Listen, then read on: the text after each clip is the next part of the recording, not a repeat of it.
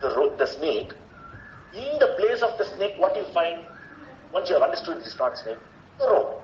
The rope lies there. Similarly, when நான் ஒன்று தானத்தில் நான் என்று ஒன்று தோன்றும், தானாக தோன்றும். That is the infinite. That means, in the place of I, once you keenly scrutinize, what happens? In the place where I, or the mind, merges, the one existence consciousness appears spontaneously as I. There's nothing. There's no agent to it. There's nothing. I. And that is the whole. That is Purna. That is infinite. And Bhuma. That is everything. So, Bhagavan says, in the place of I, where the mind merges, automatically, just like how after vanishing of the snake, the rope automatically appears. You don't need to do anything for the rope to appear. Only you have to the idea of false snake has to be eradicated. Nothing else you need to do.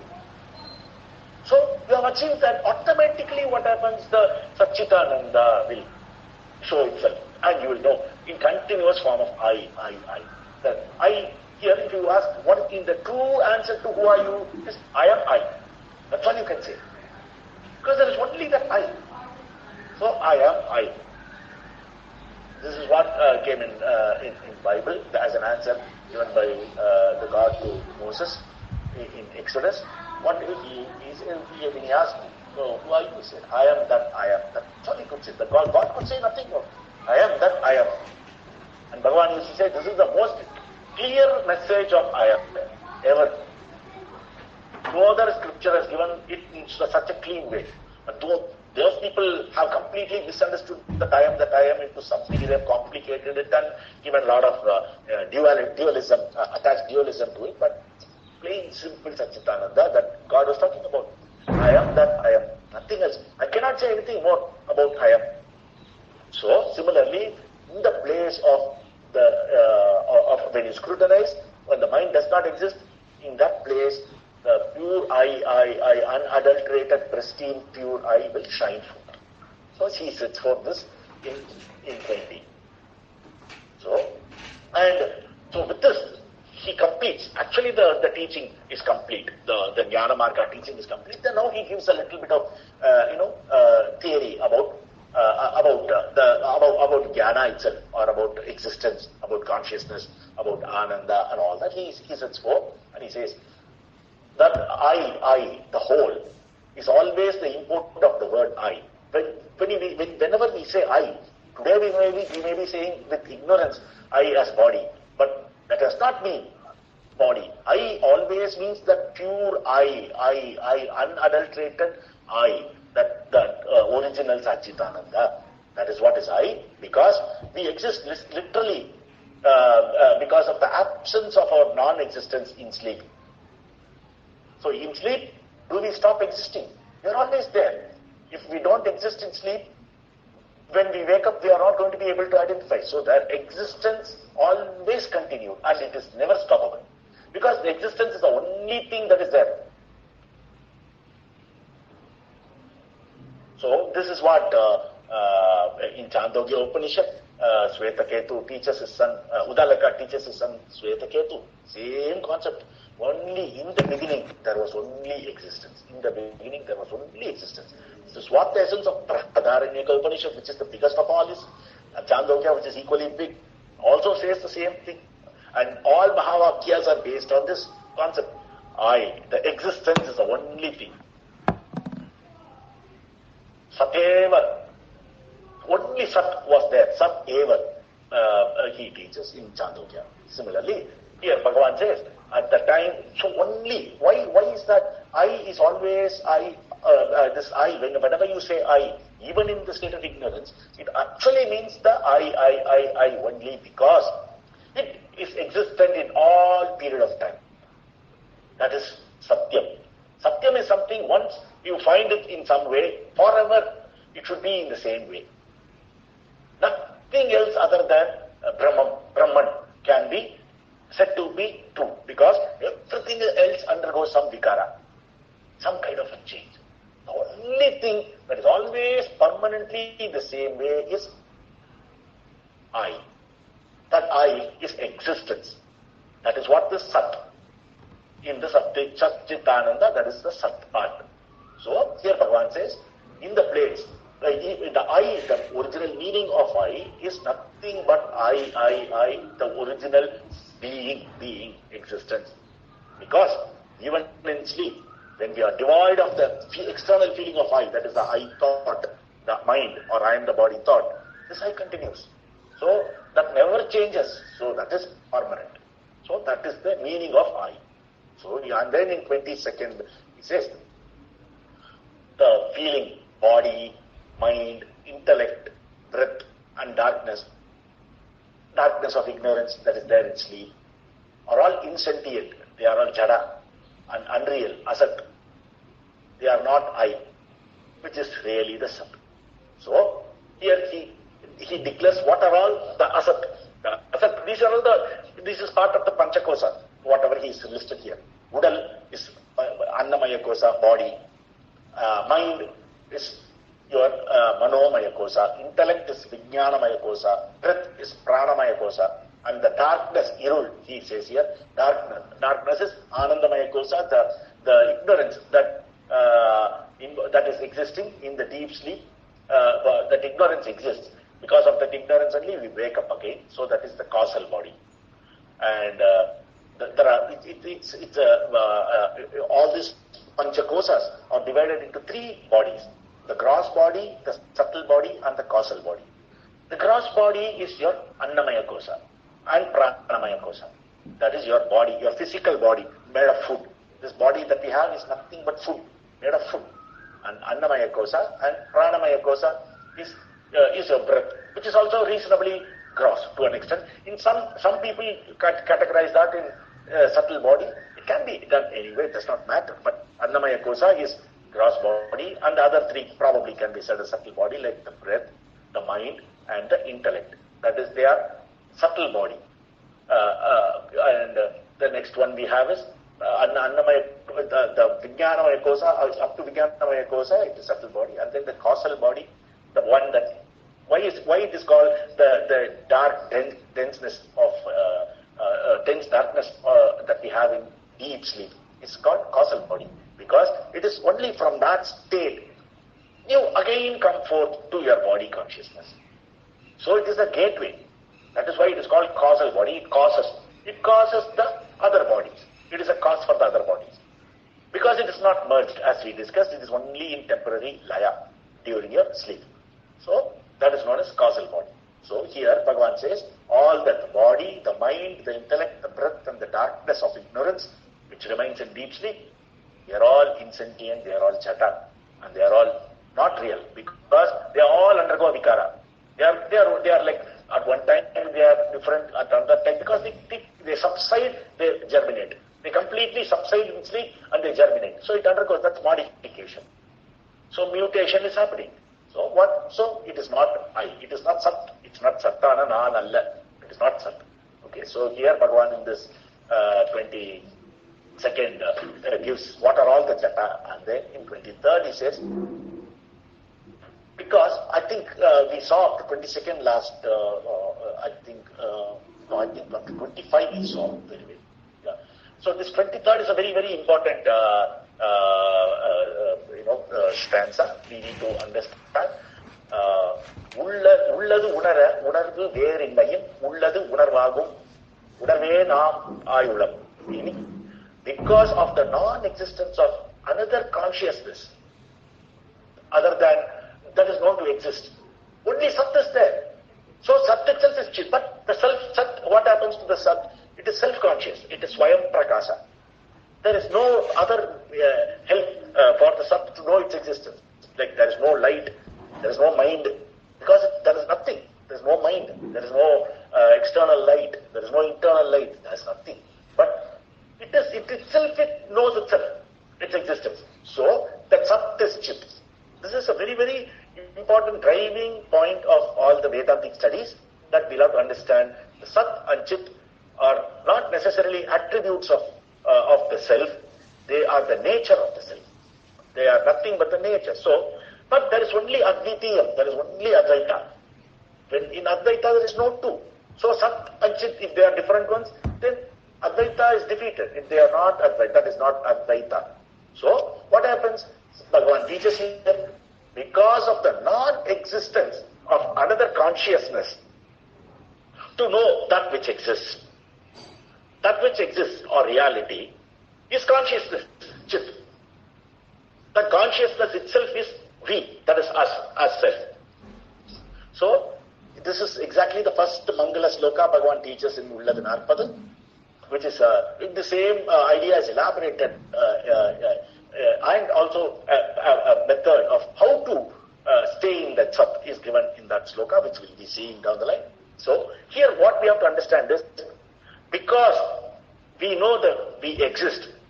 How do we know exist? Because that knowing itself knows that it exists, about its existence, about conscious about its existence. There is no second person. So what Bhagavan says is here, because of non-existence of another consciousness, to know the existence, that existence itself is consciousness. I hope I have driven this point. It's a very important point for us to note, because we are now at the stage, we are dealing with something very abstract. We are so used to dealing with something concrete, like an object, like this pen, or anything concrete. Yes, our mind understands. But now we are talking about some subject. Rather, I would say like a fool. We are talking about some subject which mind cannot understand. But using the mind, we are talking. So it becomes so much more difficult. A lot of intuition is needed. You have to intuit. You have to understand it in that sense. So when here it says, there is only existence. In the beginning, there was only existence. Svetaketu, Uddalaka says to his son in Chandogas.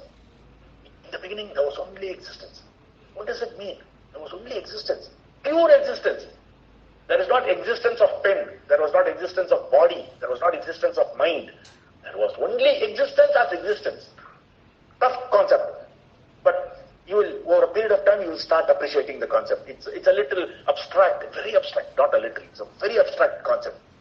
But you will have to get this. You will have to get with the idea. At this point in time, we won't know anything. Our ideas only will get more and more refined as we discuss the subject a little bit more.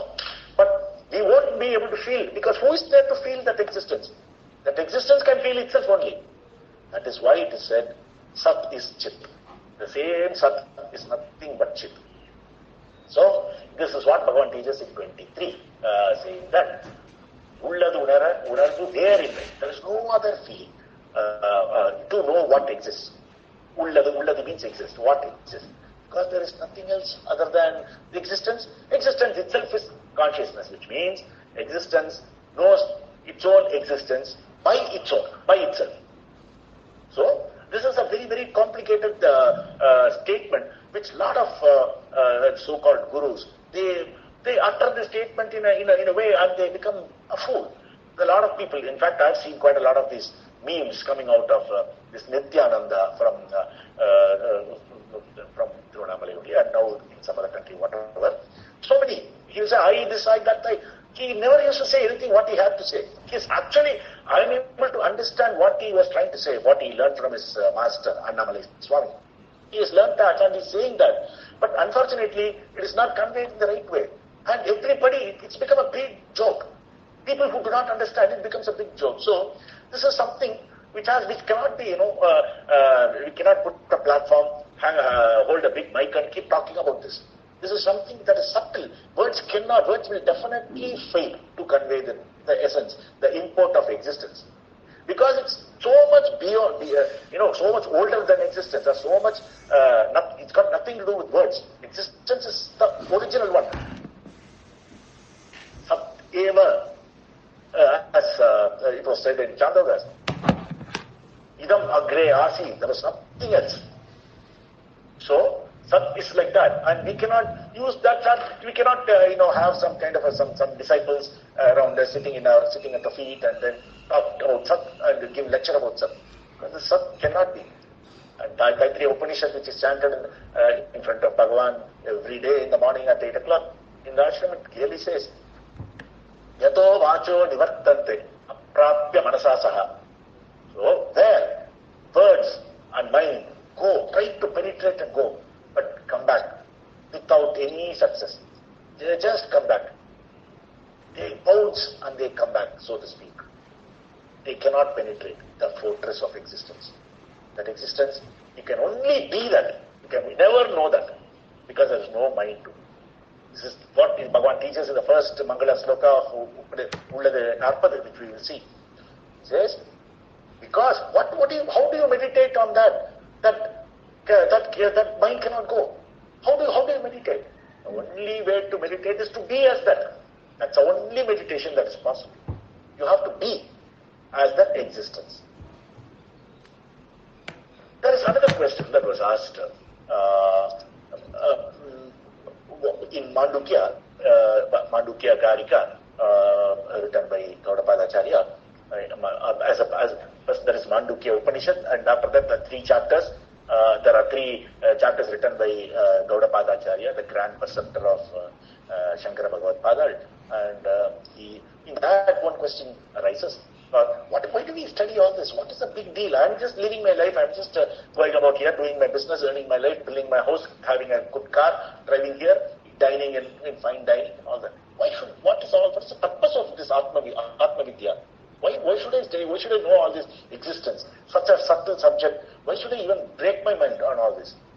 He says, that is the only thing that can give you true fearlessness. Nothing else can make you fearless other than knowing who you are, other than understanding the nature of existence and consciousness. Without that, nothing is going to be possible. Without that, fear will, okay, you may have all that you want. Suddenly something happens, the market collapses, your business is, you're losing orders. Some quality goes off in your manufacturing and you lose your orders. What happens? Fear. Debt. You're surmounted by debt. And fear takes its place. So why this fear comes in? Because you do not know that all this is nothing but a play. And you aren't, like you're climbing up a stage and playing the role of a beggar. Okay. You know very well, the actor knows very well that it is only a play. And the moment he comes out of the stage, he removes that beggar attire and he comes back to his normal attire. Why? Because he knows. He knows the truth. Similarly here, unless we know the truth, we are going to think that we are a businessman who is in a big loss, who is having huge problem around. All my business have failed, or I'm full of debt. Tomorrow morning somebody is going to come and knock my door, ask me for my money. Where will it come from? All this is happening only because we are so attached to the play, to the role that we are taking, rather than knowing what we actually are. And Gaudapadacharya says the only way to know who you are is through this vichara, and the phala of knowing this is being totally fearless, because we know all this does not exist. But we are not that. We are only a figment of imagination. Just imagine, once we know that, practically, now we are theorizing the whole subject, but practically if we know, why should I do anything? What is there for me to, okay, now I'm afraid, okay, do I have diabetes? Do I have pressure in my blood? Do I have so many problems? All this comes up. Will just a person who has hit that state, will be bothered or such a thought come to him, because he knows everything is a figment of imagination, and he's known that practically, not theoretically. Once you know that, he's gone there. Once one of us goes into that state, we know there is one of us to talk about anymore, because we know there is only one. And only there is fear only when there is duality. When one plus something comes, only there is fear. If only one is there, if I am the only person in this in my house, I don't need to be bothered about any second person's opinion about anything. Similarly, if I am only the one person in this whole country, what am I to be bothered about? Everything is mine, all the resources are mine. Similarly, when you know ultimately, in the ultimate sense, I'm leaving out all the body consciousness, all the feeling that I am ekam. There's no fear. Fear arises only out of duality. Only when that one becomes one plus, all the fear starts coming in. Before that, there is no, at that state of oneness, there is no fear. Who is to fear of who? One. So, Bhagavan here it says, it's very important to know that because the existence, at the state of existence, You can intuit this feeling, how you were in deep sleep. You can try to imagine, you can intuit, not even imagine. Intuition is more powerful than imagination. So if you can intuit, thinking that, okay, in deep sleep, there was nothing, there was only a blank, there was only existence. And that existence knows itself, its existence. There is no another one to know, oh, there is something called existence there in that corner, in that northeast corner, there is something that is existence. No, that is not how it is. Existence is existence. There is no duality. So that existence itself, the Sat itself is Chit. So that is being mentioned in this Sloka 23. And let's try to internalize and let's try to, the only way to understand, as I mentioned, for everyone is to try to intuit this concept, try to understand. Existence is a very difficult concept, but that is the ultimate, because that is the only one thing that is truly there. Today it may appear, the mind will put all sort of resistance to go to the level of existence, because it knows it's getting killed. So it will find all reasons. Oh, I have vichara, no problem. I can sit tomorrow at 10 to 11. I'm free. I'm going to sit and do vichara. It will give all beautiful excuses. It will wriggle out. You cannot catch it. It will wriggle out. Because it knows that the ultimate happening is the mind is getting, I'm getting destroyed. So it will never agree for a suicide. So you've got to be very careful with this play of mind. Got to somehow have faith. This is why faith in Bhagavan, faith in your Guru, faith in God is more important. Because the conviction of, or the power to overcome the perils or the playful nature or the escapes of the mind is going to come only by bhakti. Only that bhakti, that eka bhakti can give the strength of mind for the mind to behave properly. Otherwise, the mind will elude. So this one sloka of 23, let us try to intuit whenever we have opportunity. Let us try to intuit and see what this existence they are talking about in these books. We won't know, but at least theoretically, let us get the concept clear so that we will be able to progress a little bit more easier. Okay, so now on the 24th sloka, Bhagavan says, by the existence, by existing nature, that is, in the real nature which exists as Sat, because of that nature, God and soul are only one substance, or only one Vastu. What does he say here? Only the Upadi Unarve Ver. By the nature of existence, because we exist. Like God also exists, man also exists. So leave out all of that. God has nothing negative, man has everything negative. So leave out all that negativity or everything else. God is omnipotent, he knows everything, we know limited. Leave that also. Ultimately you trace back, God exists, I exist, the man exists. So, because in the ultimate analysis, there is only existence for both God and man. God is no different from man. This is the sum and substance of Advaita. Advaita clearly teaches, man is God. How? By nature of existence. You trace everything back to existence. Everything else other than existence is only a limiting agent. It's only an upadi. Once again, the term upadi is very important in our learning. So, just to give a small the example as I've given before, the example of an upadi is simple. You walk you go into an airport. There's a big glass wall, so uncleanly maintained, not even a scratch, not even a speck of dust. You won't know that the wall is there. You'll go and bang against the wall because you have not understood that there is a wall. So what they do, they paste 3 different colors of sticker, in the subtle stickers you could have noticed, green, blue, or some dark stickers they post. So immediately we know the sticker, that color cannot hang without something. So we'll know that there is glass there, and we won't go and get banged.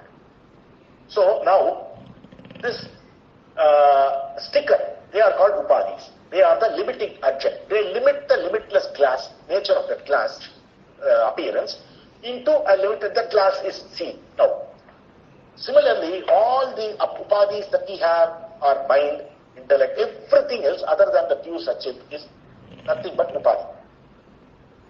or the limiting agent. Only because of this upadhi we can transact in this world. Without the upadhi, world is not going to appear, mind is not going to appear, body is not going to appear, our hand, leg, or you, I, nothing is going to appear without the upadhi. Like the pure glass wall we see in the airport. They put that sticker only for us to know that there is a glass wall. Similarly, all this mind comes out only for us to know that there is something behind that mind, which is you, which is what you are. That is the purpose of mind coming out. The purpose of mind coming out is for it to go back again. Why it happens? Again, as I told you, never ask this question, why all this is happening? We don't know, but we know it has happened. That much we are clear. We have to think of Shankara Bhagavad Pada and his Vani. Don't ask that question, why all this happened? I could have always been Satchitananda. Why did I have to come out like a mind? And then why should I go back into the source? There's no answer to this question. Don't ask this question, because we know we have come out as I. So it is our rule, it is our responsibility, it is our duty, bounden duty, to go back to the source. Know only that much, that is enough. Don't ever ask the question of why the I came out. But it has come out, we know. So let us try to resolve the problem. So in this 24th sloka, Bhagavan says, by nature of existence, both God and the soul or the man, they are all the same. Why? Because existence is the commonality between them. All other things are artificialities. So, this is a very important point that drives forth the concept of Advaita. Advaita is clearly known. It's like, for example, there is a king with all his retinue, with all his horses, with all his whatever paraphernalia, and then there is the fighter, the warrior, or the soldier, who's got a shield and who's got an arrow in his hand. Okay. But leave out all the paraphernalia of the king, leave out all the characteristics of the soldiers. They are man. Ultimately, he is a man, the king is a man, the soldier is a man. Similarly, when you go ahead and leave out all the upadhis that we have, God and man are one and the same. It is because of the nature of existence. Okay, this much need to be known now. And then, the 25th. So, how is man going to realize that Godhood? How is man going to know that he is God? Leaving out all the upadhis, because these upadhis are the only difference between man and God. Otherwise, by nature of existence, man is same, God is same. So what we have to achieve that state. How we will do that? Tannai upadhi vittu orvadu. You have to scrutinize yourself, knowing oneself, having given up all the objects, all the upadhis, is itself knowing God. Because he shines as oneself, one's own reality, that is I am. That is what happens after you drop all the upadhis. And how to drop all the upadhis? Go back to 16, 17, 18, 19, 20 slokas, where the practical method is given. So, what Bhagavan says in this sloka is, how do you realize the Godhood? How do you realize that you are God? By dropping all the upadhis. If you drop all the upadhis, all the adjunct, and then scrutinize yourself, you will know you are always God. There's no confusion beyond that at that point in time. So this is how you know Ishvara. So there is nothing called a man knowing a God. Because there's no duality. This is what, in the initial slokas, if you remember, Ananya Bhava. This is a culmination of Ananya Bhava. Only when you drop all the upadhis, you are going to be God itself. So at the stage where here Bhagavan is talking, even the Bhava is dropped. There's no Bhava. Bhavanatita. In the next sloka, there itself Bhagavan mentioned, Bhavanatita.